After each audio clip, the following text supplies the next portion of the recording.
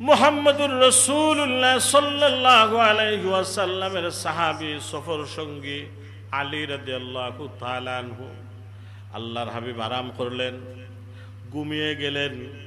কিন্তু আলী রাদিয়াল্লাহু তাআলা আনহু সতর্ক, যাতে নবীর ঘুমের মধ্যে কখনো ডিস্টার্ব না হয়। নবীকে জাগান নাই। এমন সময় দেখলেন আসরের নামাজের ওয়াক্ত হয়ে গেছে, তারপরেও আলী রাদিয়াল্লাহু তাআলা আনহু জাগান নাই। পশ্চিম দিগন্তে তাকিয়ে দেখেন সূর্য ডুবে যাচ্ছে। এমন একটা মুহূর্ত চলে আসছে, আলী রাদিয়াল্লাহু তাআলা আনহুর চক্ষু থেকে অনবরত পানি চলে এসেছে মনের অজান্তে। আলী রাদিয়াল্লাহু তাআলা আনহু ভাবতেছেন যে এই মুহূর্তে যদি আমি মারা যাই তাহলে আমার জীবনে আসরের নামাজটা কাজা হয়ে যাবে। প্রিয় হাজিরিন, সাহাবী আসহাবুর রসুল যারা, তারা কারা? সাহাবিয়তের দরজা কারা লাভ করলেন? যারা আল্লাহর নবীকে ঈমান ওয়া ইহতিসাবান, যারা আল্লাহর নবীকে ঈমান ওয়া ইহতিসাবান, যারা আল্লাহর হাবিব সরওয়ারে কায়নাতকে ঈমান এবং ইয়াকিনের নজরে যারা দেখছেন, তারা নবীর সাহাবী হয়েছেন। বলুন আলহামদুলিল্লাহ, জোরে বলুন আলহামদুলিল্লাহ। সাহাবী হওয়ার জন্য শর্ত কি? ঈমান এবং ইয়াকিন। ঈমান ওয়া ইহতিসাবান এর মানা হলো যে শুধুমাত্র নবীকে দেখলেই হয় না, ঈমান এবং ইয়াকিন নিয়ে দেখতে হয়। যদি নবীকে দেখা মাত্রই সাহাবী হতেন তাহলে আবু লাহাব, উতবা, সাইবা, ওলীদ ইবনে মুগীরা, তাদের মতো মক্কার বড় বড় যারা জাহেলে মুরক্কব, যারা এত পণ্ডিত হওয়ার পরেও যারা রসুলকে বুঝে নাই, রসুলকে চিনে নাই, তারাও তো আমার রসুলকে দেখেছিল কিন্তু সাহাবী হতে পারে নাই। আবু জেহেল আল্লাহর হাবিবকে দেখেছিল তার মতো, সিদ্দিক আকবর সরওয়ারে কায়নাতকে দেখেছিলেন সিদ্দিক আকবরের মতো, তাই তিনি হয়েছেন সিদ্দিক আকবর। আর আবু জেহেল রয়েই গেল, সাহাবিয়তের দরজা লাভ করতে পারে নাই, কিন্তু রাসূলকে দেখছে। প্রিয় হাজিরিন, সরওয়ারে কায়নাতকে আল্লাহ আমাদের জন্য রসুল আকরামের উম্মত হওয়ার সৌভাগ্য আল্লাহ আমাদেরকে দান করেছেন। এটাই আমাদের জীবনের সবচেয়ে বড় পাওয়া। না চাওয়ার পরেও আল্লাহ আমাদেরকে উম্মতে মুহাম্মদী বানিয়েছেন। আমরা আল্লাহ দরবারে চাই নাই, কিন্তু আল্লাহ ইহসান করেছেন, উম্মতে মুহাম্মদীর ভিতরে আল্লাহ আমাদেরকে পৃথিবীতে পাঠিয়েছেন। সুবহানাল্লাহ বলবেন না? উম্মতে মুহাম্মদীর কত দাম! আল্লাহ নিজেই বলছেন, কুনতুম খাইরা উম্মাহ উখরিজাত লিন-নাস তা'মুরুনা বিল মা'রুফ ওয়া তানহাউনা আনিল মুনকার। হে উম্মতে মুহাম্মদী, তোমাদের পরিচয় হচ্ছে কুনতুম খাইরা উম্মাহ, তোমরা হচ্ছ বেহতরিন উম্মত, তোমরা হচ্ছ উত্তম উম্মত, তোমরা হচ্ছ কামিয়াবি উম্মত। সুবহানাল্লাহ। আল্লাহ বলছেন আমরা হচ্ছি বেহতরিন উম্মত, শ্রেষ্ঠ উম্মত। কিছু গুণ আল্লাহ আমাদেরকে দিয়েছেন। তা'মুরুনা বিল মা'রুফ ওয়া তানহাউনা আনিল মুনকার। উম্মতে মুহাম্মদীর বৈশিষ্ট্য হলো তারা মানুষদেরকে সৎ কাজের আদেশ দিবেন, অসৎ কাজ থেকে মানুষদেরকে বিরত রাখবেন। এই কাজটা কার? উম্মতে সবাই কথা বলেন, এই কাজটা কার? উম্মতে মুহাম্মদীর। যখন আপনি সৎ কাজের আদেশ দিবেন, অসৎ কাজ থেকে মানুষদেরকে বিরত রাখবেন, এটার বড় অভাব আমাদের সমাজে। তার কারণ হলো যে বাবা সন্তানকে সৎ কাজের আদেশ দিবেন, বাবা তো নিজেই ঠিক নাই। কথা বলেন না? একজন বাবা সন্তানকে বলবেন, বাবা তুমি মসজিদে যাও, নামাজ পড়ো। বাবা হিসাবে সন্তানকে বলা এটা বাবার দায়িত্ব এবং কর্তব্য। কিন্তু যেই বাবা সন্তানকে বলবেন তুমি মসজিদে যাও, নামাজ পড়ো, ওই বাবা তো আসরের রক্ত টিলার মধ্যে তাস খেলায়। কথা বলেন না? তাহলে ওই বাবা কি বলতে পারবে সন্তানকে বাবা তুমি নামাজ পড়ো? সন্তান যদি বলে বাবা আগে তুমি নিজেই নামাজ পড়ো, সন্তান নামাজ পড়বে, বাবা টিলার মধ্যে তাস খেলাইবে, জুয়া খেলবে, এটা কি সম্ভব হয়? হ্যাঁ, বললেন সম্ভব নয়, কিন্তু এটাই আমাদের সমাজের প্রচলিত ব্যবস্থাপনা। সন্তান, বাবা বলল তার সন্তানকে, বাবা তুমি কখনো হারাম খাইবা না, কিন্তু দেখা যায় যে ওই এলাকার মধ্যে সবচেয়ে বড় সুদকুর তার বাবা। যে সুদকুর বাবা তার সন্তানকে বলে বাবা তুমি কখনো হারাম খাইবা না, কথা এবং বাস্তবতার মধ্যে কোনো মিল থাকবে না। এটা আমাদের সাবজেক্ট না, আমাদের বিষয় হলো সাহাবী কারা, যারা রসুলকে ঈমান এবং ইয়াকিনের সহিত দেখছেন। বলুন আলহামদুলিল্লাহ। প্রথম সাহাবী যিনি পুরুষদের মধ্য থেকে, তিনি হলেন সিদ্দিক আকবর রাদিয়াল্লাহু তাআলা আনহু, যিনি ছিলেন আমিরুল মুমিনিন, খলিফাতুল মুসলিমিন, মুসলমানদের প্রথম খলিফা যিনি, তিনি ছিলেন আল্লাহর হাবিবের প্রথম সাহাবী। সুবহানাল্লাহ। যিনি মাঝামাঝি একটা বয়সে ঈমান এনেছিলেন। সবচেয়ে কম বয়সে যিনি সাহাবিয়তের দরজা লাভ করেছেন, তিনি হলেন হযরতে আলীউল মুর্তদা রাদিয়াল্লাহু তাআলা আনহু, আল্লাহর হাবিবের চাচাতো ভাই, যিনি শেষে আল্লাহর হাবিবের জামাতা হয়েছিলেন। তিনি হলেন সবচেয়ে কম বয়সের লোকদের থেকে প্রথম সাহাবী। আলী রাদিয়াল্লাহু তাআলা আনহুর সমকক্ষ বয়সে, তখন উনার আগে আর কেউ সাহাবী হতে পারে নাই। সাহাবায়ে কেরাম যারা, তাদের কিছু গুণ, তাদের কিছু বৈশিষ্ট্য সূরাতুল ফাতিহের মধ্যে আল্লাহ জিবরাইল আলাইহিস সালাতু ওয়াস সালামের মাধ্যমে আল্লাহর হাবিবকে জানিয়ে দিয়েছেন। বলুন সুবহানাল্লাহ। সাহাবায়ে কেরামদের গুণ, এগুলো আমরা আলোচনা করব, যাতে আমাদের বাস্তব জীবনে আমরা এগুলো আমল করতে পারি। সাহাবায়ে কেরামদের ফাজাইল সম্পর্কে আল্লাহর হাবিব বলেন, ও আমার উম্মতেরা, আসহাবি কান নুজুম, আমার এক একজন সাহাবী আকাশের এক একটা তারকা সমতুল্য। সুবহানাল্লাহ। রাসূল বলেন, আসহাবি কান নুজুম, ও আমার উম্মতেরা, আমার এক একজন সাহাবী আমার আকাশের এক একটা তারকা সমতুল্য। বিআইহিম ইক্তাদাইতুম ইহতাদাইতুম, যদি তোমরা আমার যে কোনো একজন সাহাবীকে জীবনে তোমরা ফলো করো, তাহলে তোমরা হেদায়েত প্রাপ্ত হইবা। সুবহানাল্লাহ। আল্লাহ আল্লাহ, সাবধান সাবধান, তোমরা আমার সাহাবায়ে কেরাম সম্পর্কে বিরূপ মন্তব্য করো না। আল্লাহ আল্লাহ, ফি আসহাবি লা তাত্তাকিযুহুম গরাদাম মিন বাদি, তোমরা আমার সাহাবায়ে কেরাম সম্পর্কে অন্তরে বিদ্বেষ পোষণ করো না। কিন্তু আজকে এই যুগে সাহাবায়ে কেরামদেরকেও ভুল প্রমাণিত করার জন্য নবীর কিছু উম্মত দাবিদার উঠে পড়ে তারা লাগছেন, কিন্তু তারা শেষ পর্যন্ত সফল হতে পারবেন না ইনশাআল্লাহ। আল্লাহ যদি কারো বিজয়ের মালা কারো গলায় দিয়ে দেন, ইসলামপুর, শালন, করতল সহ এলাকার সব মানুষ যদি তার পিছনে লাগে, তার কিছুই করতে পারবে না। আল্লাহ যদি কাউকে মহব্বত করেন, সফলতা দান করেন, যেখানে আল্লাহ নিজেই তাদের প্রশংসা করেছেন। বলুন সুবহানাল্লাহ। আল্লাহ সুবহানাহু তাআলা বলেন, মুহাম্মাদুর রাসূলুল্লাহ সাল্লাল্লাহু আলাইহি ওয়াসাল্লাম, আল্লাহর হাবিবের সাহাবায়ে কেরামদের কিছু গুণ আল্লাহ পাক রব্বুল আলামিন এখানে বর্ণনা করেন।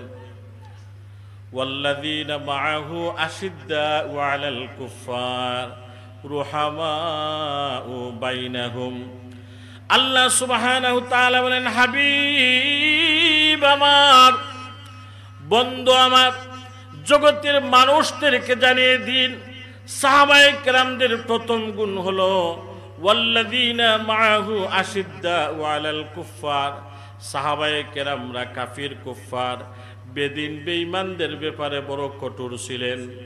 বলেন সুবহানাল্লাহ।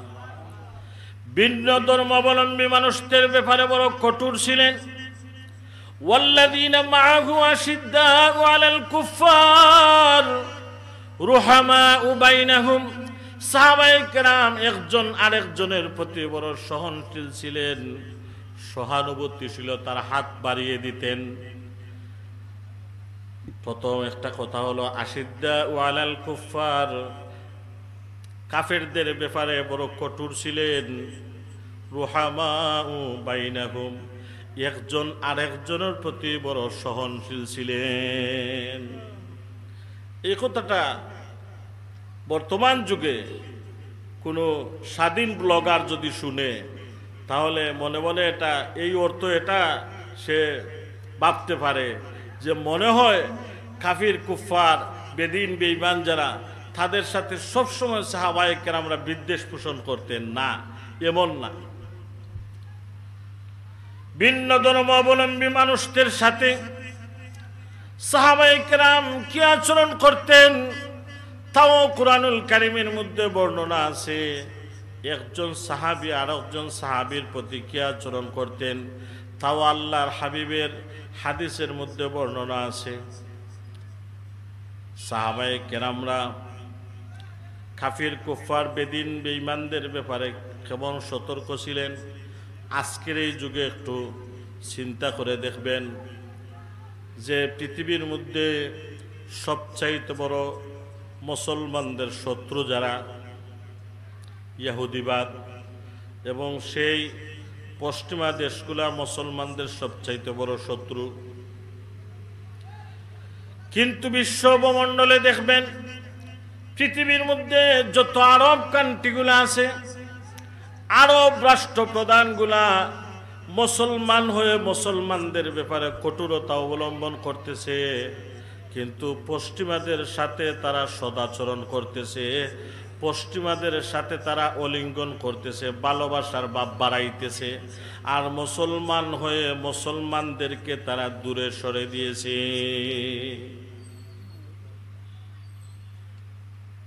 পৃথিবীর মানচিত্রে পবিত্র ভূমি ফিলিস্তিন, যেখানে মসজিদে আকসা বাইতুল মুকাদ্দাস আছে, শতাধিক নবী রাসূলরা এই মসজিদের মধ্যে নামাজ পড়েছেন, লক্ষাধিক নবী রাসূলরা। কিন্তু এই মসজিদ বাইতুল মুকাদ্দাস মুসলমানদের নিদর্শন সমূহের মধ্যে একটা নিদর্শন। আল্লাহর শাহরদের মধ্যে একটা শাহর হলো বাইতুল মুকাদ্দাস, মসজিদে আকসা। এই মসজিদে আকসার দিকে আল্লাহর হাবিব কিবলা বানিয়ে 16 থেকে 17 মাস নামাজ পড়েছিলেন, বলেন সুবহানাল্লাহ। কিন্তু আল্লাহর হাবিব যখন মসজিদে আকসার দিকে নামাজ পড়তেন মনে মনে একদিন ভাবেন যে আল্লাহ, আমার জন্ম যেই জায়গায় হয়েছে, আমার মিলাদের স্থান, আমার জন্মের স্থান বাইতুল্লাহ, যেখানে খানায়ে কাবা আছে, আল্লাহ যদি আমার কিবলাটাকে পরিবর্তন করে দিতেন আমি প্রাণ ভরে বাইতুল্লাহর দিকে তাকিয়ে নামাজ পড়তাম। মনে মনে ভাবছেন। আল্লাহ সুবহানাহু তাআলা বলেন, জিবরাইল যাও, জলদি করে যাও, আয়াতে কারিমা দিয়ে আমার হাবিবকে জানিয়ে দাও, ফাওয়াল্লি ওয়াজহাকা শাতরাল মসজিদিল হারাম। ইয়া রাসূলুল্লাহ, নবী গো, হাবিব আমার, বন্ধু আমার, ফাওয়াল্লি ওয়াজহাকা শাতরাল মসজিদিল হারাম। ইয়া রাসূলুল্লাহ, মসজিদ আকসার দিকে কিবলা বানিয়ে দীর্ঘদিন নামাজ পড়েছেন। হাবিব আমার মনের মধ্যে তাকাদা ইরাদা ছিল বাইতুল্লাহর দিকে আপনি নামাজ পড়বেন। নবী যেই অবস্থায় আছেন সেই অবস্থায় বাইতুল্লাহর দিকে আপনি নামাজ পড়েন। সাথে সাথে আল্লাহর হাবিব নামাজের মধ্যে কিবলা পরিবর্তন করলেন। সাহাবায়ে কেরামরা কোনো কিছু বলেন নাই, অটোমেটিকলি সাহাবায়ে কেরামরাও কিবলা পরিবর্তন করলেন, বলেন সুবহানাল্লাহ। রাসূল আরবি সাল্লাল্লাহু আলাইহি ওয়াসাল্লামকে এমন ভাবে সাহাবায়ে কেরামরা মহব্বত করতেন, ইয়াকিন করতেন, বিশ্বাস করতেন। রাসূল ঘুরছেন, কিছু বলেন নাই। সাহাবায়ে কেরামরা নিজেই ঘুরে গেছেন, কিন্তু নামাজের মধ্যখানে আজও মসজিদে, আজও যারা মদিনাতুল মুনাওয়ারায় যান, দেখতে পাবেন একটা মসজিদ আছে, মসজিদের নাম হলো জুলকিবলাতাইন, দুই কিবলার মসজিদ। এই জায়গায় জিবরাইল আয়াতে কারিমা নিয়ে এসেছিলেন, আর আল্লাহর হাবিব সরওয়ারে কায়নাত 4 রেখাত বিশিষ্ট নামাজের মধ্যে 2 রেখাতের পরে আবার 2 রেখাত বাইতুল্লাহর দিকে তাকিয়ে পড়ছেন। মসজিদের ওদিকেও কিবলা আছে, ওদিকেও কিবলা আছে, বলেন সুবহানাল্লাহ। মসজিদে জুলকিবলাতাইন। আল্লাহর হাবিব সরওয়ারে কায়নাত মুহাম্মদুর রাসূলুল্লাহ সাল্লাল্লাহু আলাইহি ওয়াসাল্লামের সাহাবায়ে কেরামরা আল্লাহর হাবিবকে মহব্বত করতেন। আল্লাহ পাক রব্বুল আলামিন বলেন, সাহাবায়ে কেরামরা ছিলেন কাফির, কুফার, বেদিন, বেঈমানদের ব্যাপারে বড় কঠোর, অর্থাৎ কখনো একটা সেকেন্ডের জন্য কাফেরদেরকে ছাড় দেন নাই, মুহূর্তের জন্য তাদেরকে ছাড় দেন নাই। কারণ তারা হলো মুসলমানদের চরম শত্রু। আজকে মুসলমান তাদেরকে মিত্র ভাবছে, মুসলমান তাদেরকে বন্ধু বানিয়েছে, মুসলমান হয়ে মুসলমানদেরকে আজকে লাঞ্ছিত, বঞ্চিত, অপমানিত করতেছে। আজকে সেই ফিলিস্তিন জনমানবহীন শূন্য এলাকা, যেখানে আর একটা মানুষও বেঁচে নাই, সবগুলা মানুষকে বছরের পর বছর তারা কামান দিয়ে আর গোলা বারুদ দিয়ে মানুষদের রক্ত, হাড্ডি, গুস্ত সেই বারুদের আঘাতে খান খান হয়ে যাচ্ছে। আরব দেশগুলা তাকিয়ে দেখছে।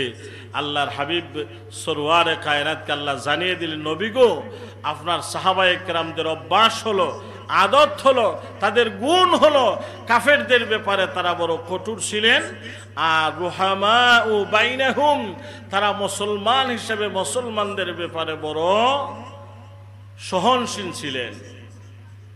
কিন্তু আজকে বাইয়ে বাইয়ে মিল নাই।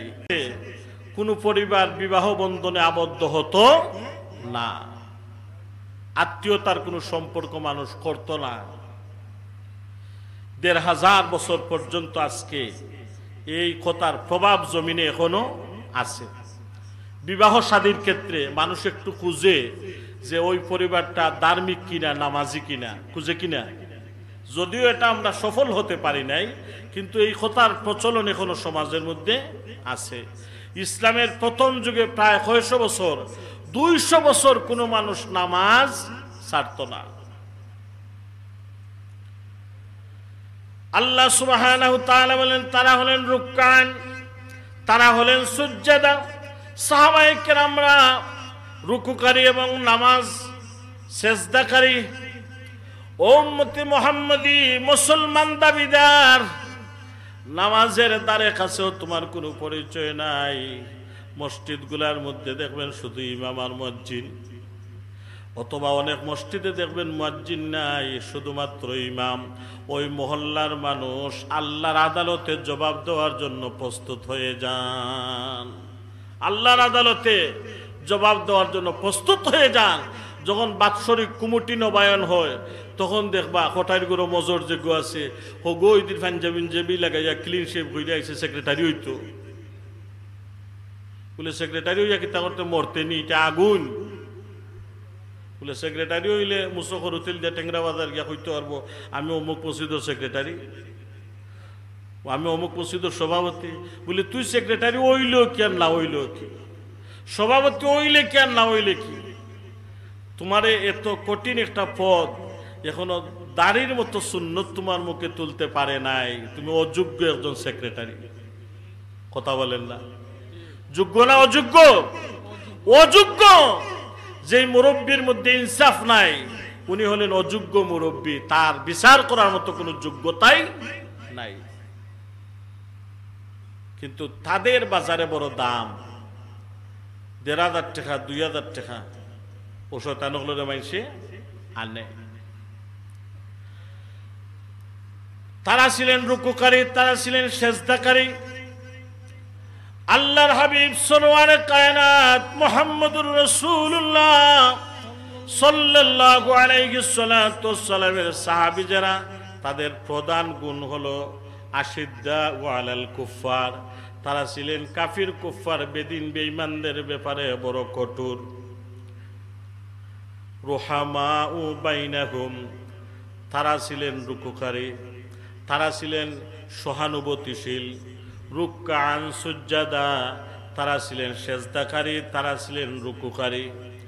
ও মুসলমান আল্লাহর গোলাম, এত কিছু নফল ইবাদত বন্দেগীর আয়োজন, কিন্তু দেখা যায় অনেক মানুষ এশার নামাজ পড়ে নাই, শেষে আবার ফজরের নামাজ পড়ে নাই। সবগুলো আয়োজন বিয়োজন হয়ে যাবে, বেতা হয়ে যাবে যদি তোমার জীবনে নামাজের মতো কঠিন একটা কাজ তোমার কাছে না থাকে।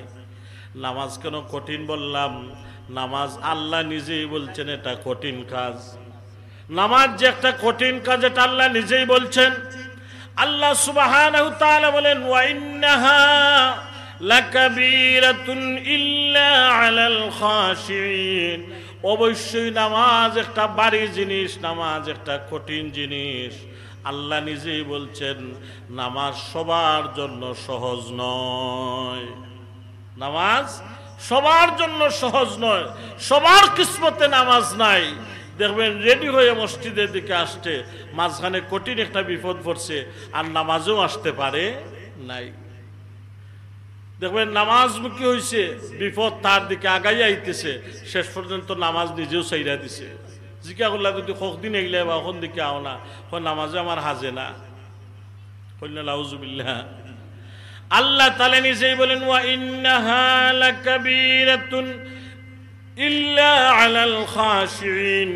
নামাজ অবশ্যই একটা ভারী জিনিস, নামাজ একটা কঠিন জিনিস, কিন্তু তাদের জন্য না। আল্লাহ পরের আয়াতের মধ্যে বলেন কাদের জন্য না? আল্লাযীনা ইয়াযুন্নুনা আন্নাহুম মুলাকু রাব্বিহিম ওয়া আন্নাহুম ইলাইহি রাজিউন। নামাজ তাদের জন্য ভারী না যারা মনে মনে এটা বিশ্বাস রাখে আর ইয়াকিন করে। আল্লাযীনা ইয়াযুন্নুনা আন্নাহুম মুলাকু রাব্বিহিম, আজ হোক আর কাল হোক অবশ্যই আমাকে আমার রবের সামনে দণ্ডায়মান হতে হবে, আল্লাহর সাথে আমার মোলাকাত হতে হবে। আমি আল্লাহর গোলাম, আমার মালিকের দরবারে আমাকে আবার ফিরে যেতে হবে। আল্লাহ নিজেই বলেন যে তাদের জন্য নামাজ কঠিন কোনো বিষয় না। আল্লাযীনা ইয়াযুন্নুনা আন্নাহুম মুলাকু রাব্বিহিম ওয়া আন্নাহুম ইলাইহি রাজিউন। যে মুসলমান সেটা মনে করে যে অবশ্যই আমাকে আমার রবের সাথে মোলাকাত করতেই হবে। মালিকের দ্বার ছাড়া আমাদের আর যাওয়ার কোনো জায়গা আসেনি। কথা বলেন আসেনি? আমরা যারা আজকে মধ্য বয়সে এসে পৌঁছে গেছি, যারা বার্ধক্য উপনীত হয়ে গেছেন, মনে মনে সিদ্ধান্ত নেন ধীরে ধীরে ধাপে ধাপে মরণের দিকে আমরা আগাইতে আছি, ঠিক কিনা? আজ হোক কাল হোক মালিকের সামনে আমাকে দণ্ডায়মান হতে হবে। অর্থাৎ আল্লাহ জিজ্ঞাসিত না করে কোনো মানুষদেরকে আল্লাহ কখনো ছেড়ে দিবেন না। আফাহাসিবতুম আন্নামা খালাকনাকুম আবাসা। আল্লাহ বলেন তোমরা কি তা ভাবো যে আমি আল্লাহ তোমাদেরকে এমনি এমনিতে ছেড়ে দিব? আল্লাহ তো এমনি এমনিতে আমাদেরকে বানান নাই।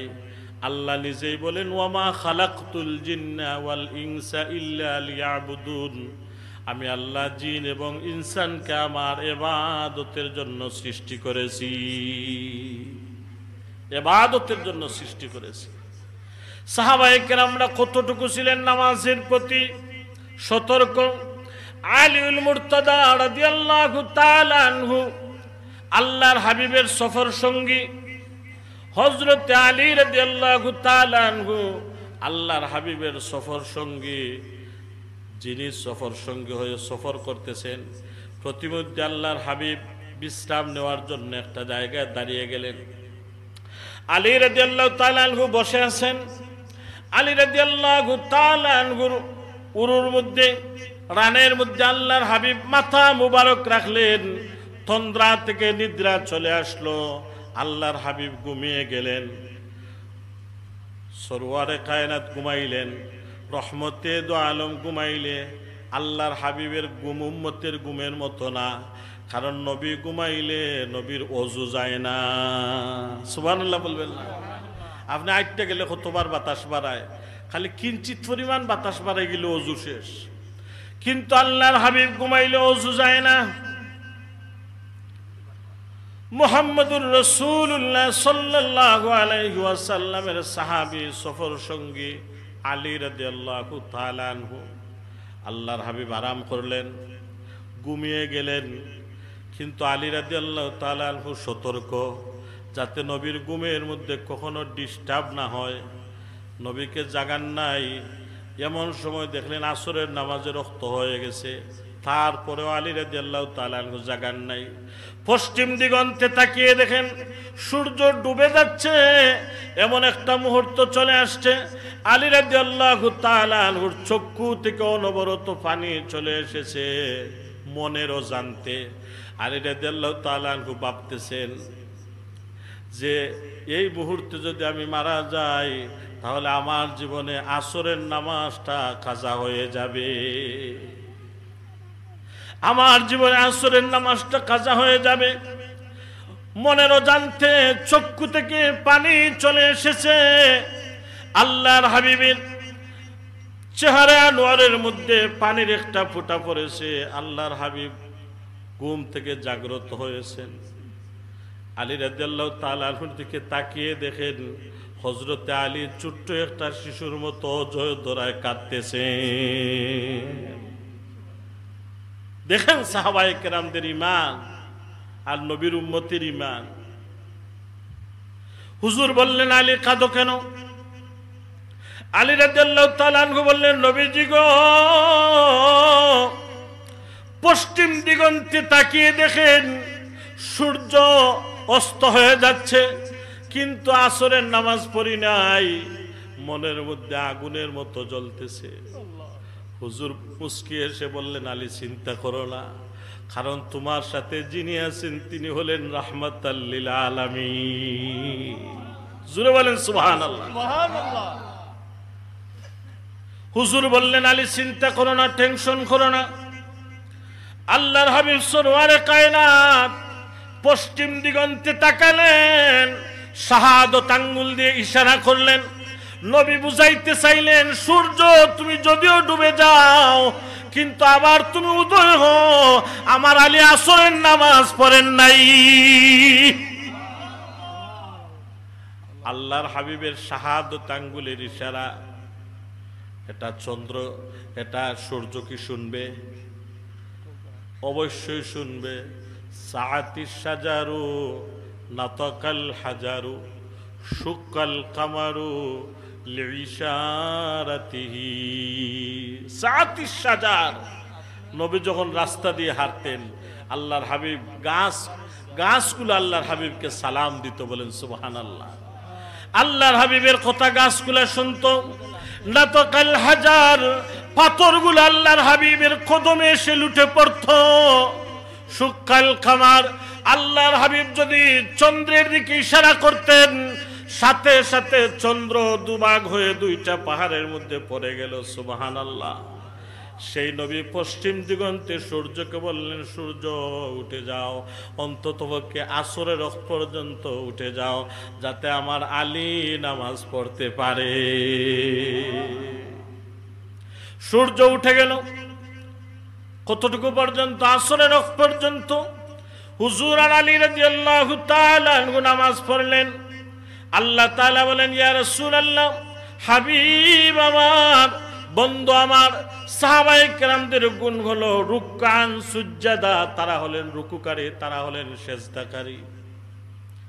তারা কখনো রুকু ছাড়েন নাই, কখনো সেজদা ছাড়েন নাই। এর অর্থ হলো তারা কখনো নামাজ ছাড়েন নাই। এটা সাহাবায়ে কেরামদের গুণ। আল্লাহর হাবিব বললেন, আমার উম্মতেরা, নামাজ তোমরা পড়ো। কিভাবে নামাজ পড়বা? সল্লু কামা রাআইতুমুনি উসাল্লি, নামাজ পড়ো আমি নবীকে যেইভাবে নামাজ পড়তে তোমরা দেখছো। বলেন না সুবহানাল্লাহ। তাহলে নবীকে খেয়ে দেখছেন, নবীর পিছনে কারা নামাজ পড়ছেন? নবীর পিছনে যারা নামাজ পড়ছেন তারা হলেন সাহাবী, ঠিক কিনা? সাহাবায়ে কেরামরা নবীর পিছনে নামাজ পড়ছেন। সাহাবায়ে কেরামদের পিছনে কারা নামাজ পড়ছেন? তাবিঈনরা। তাবিঈনদের পিছনে কারা নামাজ পড়ছেন, তবে তাবিঈনরা তাদের পিছনে কারা নামাজ পড়ছেন, আইম্মে মুজতাহিদিনরা। আইম্মে মুজতাহিদিনদের পিছনে কারা নামাজ পড়ছেন, উলামায়ে কেরাম, উলামা মাশায়েখ যারা, বুজুর্গ ব্যক্তি যারা, তারা আইম্মে মুজতাহিদিনদের পিছনে নামাজ পড়ছেন। অর্থাৎ আল্লাহর হাবিবের রেখে যাওয়া ইসলাম নামাজের এই পদ্ধতি আজ পর্যন্ত রদবদল হয় নাই। বলেন সুবহানাল্লাহ। একজন মানুষ বুকের মধ্যে হাত বাঁধতেই পারে, একজন মানুষ জুড়ে আমিন বলতেই পারে, যদিও এটা মাযহাবের বিষয়, কিন্তু যিনি হানাফি মাযহাব অনুসরণ করবেন তিনি কখনো বুকের উপরে হাত বাঁধতে পারেন নাই, জুড়ে আমিন বলতে পারবেন না। কিন্তু আমাদের মুসলমানরা দেখা দেখি অনেক আমল আমরা করি, হগু জুড়ে আমিন হয়েছে তাহলে আমিও একটা মারি দেই, বুঝছেন না? লাগাগো যেমনি আমিন হয়েছে ও একটা মারিচ্ছে বলে আমরার গাঁত আমিন ইগু জুড়ে খেনে কয় বলে এগু টিভিত দেখছে, কয় দেখছে মাতন্যা টিভিত দেখছে। আচ্ছা যেগু বিদেশ গেছে না, দেশ থাকি দলিল দে বলে আমিন ইতা বড় বড় শায়েখ হলে জুড়ে কইন, এগু জীবনে আব্দুর রাজ্জাক বিন ইউসুফরে দেখছে নি আর কাজী ইব্রাহিমরে দেখছে নি, বলে দেখছে কয় বলে টিভিত। তার দলিল কোনানো বলে তার দলিল হইল টিভিত, বলে ওটা লইও তুই যা। মুমিন মুসলমান আজ পর্যন্ত নামাজের মধ্যে কোনো পরিবর্তন আনে নাই। যদিও এই যুগে মানুষ নামাজ নিয়ে ফিতনা শুরু করতেছে, কিন্তু ফজরের 4 ওয়াক্ত নামাজ 4 রাকাত নামাজ 6 রাকাত বানাইতে পারে নাই, ঠিক কিনা? পারছেনি? ফজরের 4 রাকাত নামাজ 6 রাকাত বানাতে পারে নাই। জোহরের 12 রাকাত নামাজ 14 রাকাত বানাইতে পারে নাই। আসরের 8 রাকাত নামাজ 22 রাকাত বানাইতে পারে নাই। মাগরিবের 7 রাকাত নামাজ 17 রাকাত বানাইতে পারে নাই। কিন্তু এ যুগে এখন শুরু হয়ে গেছে বিতরের নামাজ, এটা 3 রাকাত পড়বে না 1 রাকাত পড়বে, এটা নিয়েও মায়ের শুরু হয়ে গেছে। বলেন নাউজুবিল্লাহ।